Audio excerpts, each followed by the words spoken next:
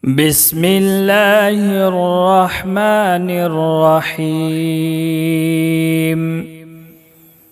قل أعوذ برب الفلق من شر ما خلق ومن شر غاسق إذا وقب ومن شر النفاثات في العقد ومن شر حاسد إذا حسد. بسم الله الرحمن الرحيم.